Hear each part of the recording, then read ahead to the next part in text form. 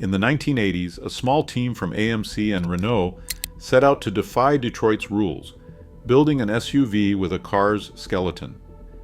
The unibody Cherokee was 1,200 pounds lighter than its rivals, yet strong enough to outlast them all. For nearly 2 decades, this boxy design survived every corporate shakeup, and it became the backbone of off-road legend while competitors fell away. But what combination of engineering, luck, and design made this unlikely Franco-American creation the measuring stick for indestructibility, and what hidden decisions shaped its myth? Francois Castaing arrived from Renault in 1979 with a mandate to overhaul AMC's engineering from the ground up. Instead of sticking with the heavy old-school ladder frame that had defined Jeeps for decades, the team chose a unibody structure, a move unheard of in the world of consumer 4x4s. The unibody shell, designed with early computer-aided tools brought in by Renault, allowed the Cherokee to shed roughly 1,200 pounds compared to its predecessor. That weight savings meant sharper fuel efficiency, easier assembly, and a more nimble feel on the road. Despite being 31 inches shorter and 6 inches narrower than the old SJ Cherokee, the XJ kept nearly all of its interior space, proving that lighter did not have to mean less capable. The partnership's blend of French efficiency and American ruggedness created a platform that did not just challenge Jeep tradition, it rewrote the rulebook for SUVs everywhere. Dick Teague's design for the Cherokee XJ stood apart the moment it hit the streets in 1984. The body was all right angles and flat panels, a deliberate choice that made every inch count. While other SUVs chased trends with curves and chrome, the XJ kept a boxy, upright silhouette for nearly 20 years. That shape wasn't just for looks. It allowed the Cherokee to offer nearly 90% of the interior space of much larger, full-size SUVs, even though the XJ was far shorter and narrower than its predecessor. Passengers found headroom and cargo space that seemed to defy the vehicle's compact footprint. Teague's sketches from the early 1980s show a form that was clean, honest, and endlessly practical. When competitors updated their models every few years, the Cherokee's exterior changed only once, with a subtle refresh in 1998. Owners and reviewers alike praised the XJ's ability to blend utility and style, proving that smart packaging and timeless lines could outlast any fashion. Beneath the Cherokee's boxy shell, engineers installed a suspension setup that broke from tradition. The front end used a solid axle for strength, but instead of old-fashioned leaf springs, Jeep fitted coil springs and a 4-link system with 2 upper and 2 lower control arms and a lateral track bar. This arrangement, known as Quadra-Link, let the wheels move over obstacles while keeping tires planted as the chassis twisted and flexed. Articulation and suspension were balanced in a new way. On pavement, the coils soaked up bumps, giving the XJ a ride that felt closer to a family car than a truck. But off-road, the solid axle delivered the kind of articulation that allowed the Cherokee to keep crawling when rivals lifted a wheel into the air.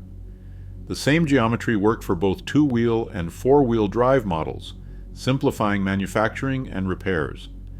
Suspension specialists often point to the XJ's articulation angles as proof.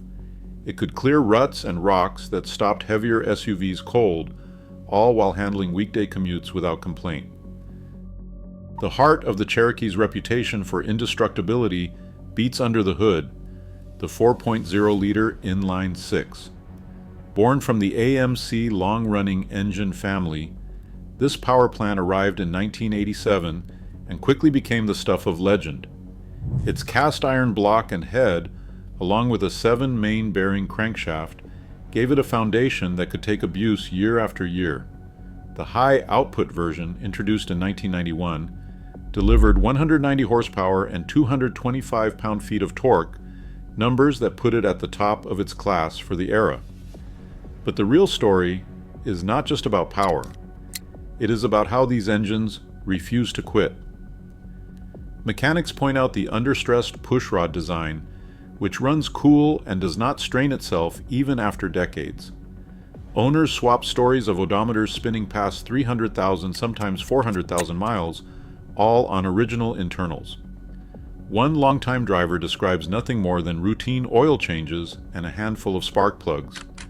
A compression test on a well-worn 4.0-liter engine often reveals numbers that rival engines half its age. This blend of simple engineering and overbuilt components forms the backbone of the Cherokee's long life, making cost-effective upkeep possible for generations.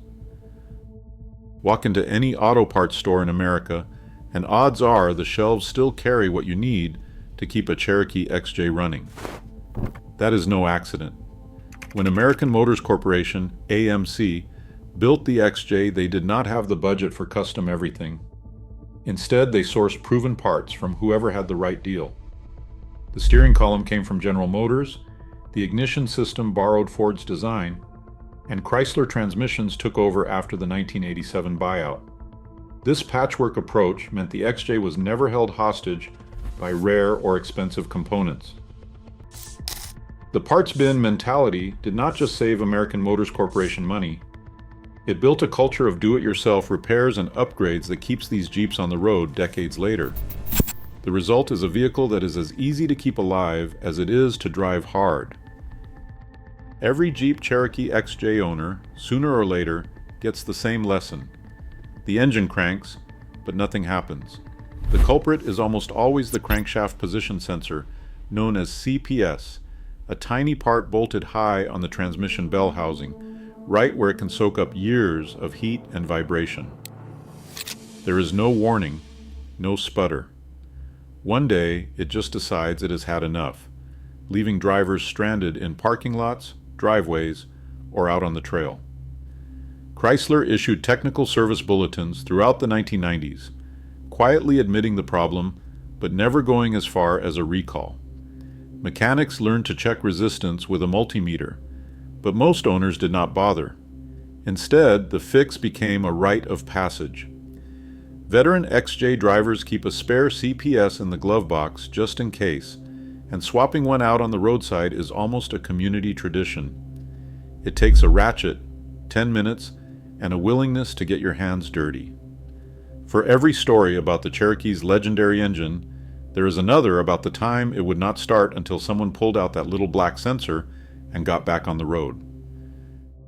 Chrysler's takeover of AMC in 1987 was supposed to be the end of the Cherokee XJ. Executives had their sights set on the new Grand Cherokee, convinced the older, boxier model would fade quietly into retirement. But the numbers refused to cooperate. From 1987 through the mid-1990s, the XJ's sales stayed stubbornly high, often topping 150,000 units a year. In 1987 alone, Jeep delivered record profits for Chrysler, with the XJ leading the charge. Internal sales reports showed that even after the Grand Cherokee arrived in 1993, buyers kept choosing the original in droves. The XJ and its so-called replacement sat side by side in showrooms for nearly a decade.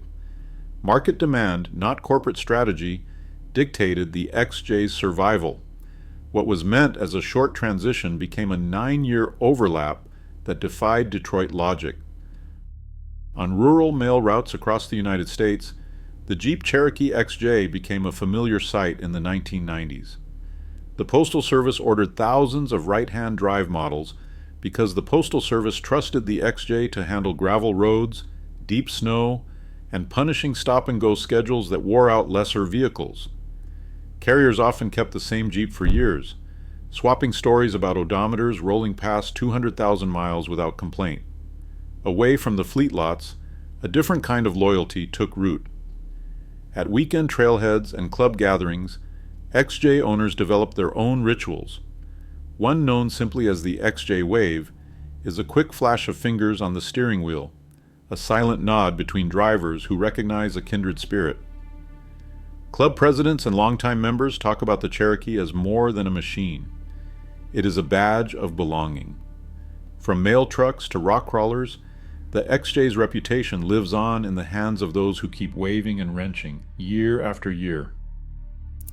Today, over 2.8 million Cherokees still shape trails and daily commutes, proving that real durability is rare in a world of disposable SUVs. As automakers chase complexity, the XJ's simplicity and resilience stand out. Indestructible is not nostalgia. It is a benchmark modern vehicles still struggle to meet. Share your XJ stories below.